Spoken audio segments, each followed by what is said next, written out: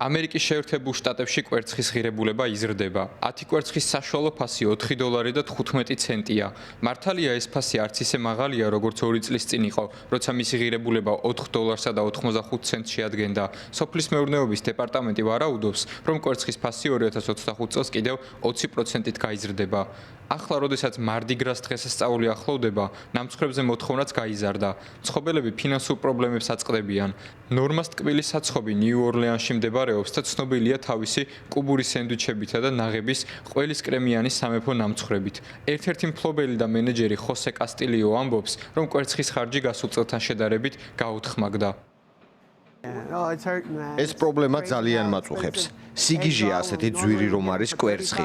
ჩვეულებრივ კვერცხში $35-40 ვიხდიდით. თუმცა ახლა გარკვეულ ადგილებში $118-120 გვიჯდება. ძალიან მძიმეა ძალიან. ხოსე კასტილიო სურს, რომ მისი საცხობის პროდუქტი ყველა მომხმარებლისთვის ხელმისაწვდომი იყოს, თუმცა კვერცხის მზარდი ფასის გამო ეს შეუძლებელია. ვცდილობთ არ გავზარდოთ ჩვენი პროდუქციის ფასი, რადგან ვიცი ეს დროებითი პრობლემაა. მაგრამ კვერცხის ფასის გადასახდელად მეტი თანხა გვჭირდება. შესაბამისად, მომხმარებლებს მინდა ვუთხრა, რომ ხანდახან ეს ფასის გაზრდას გვაიძულებს. ჩვენ ეს არ გვინდა, რადგან გვსურს ყველასთვის სასურველი ღირებულება შევინარჩუნოთ.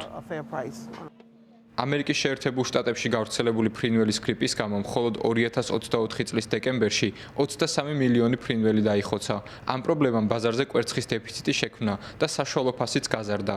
ჯერჯერობით უცნობია თუ როდის აღმოიფხვრება კვერცხის დეფიციტი ბაზარზე.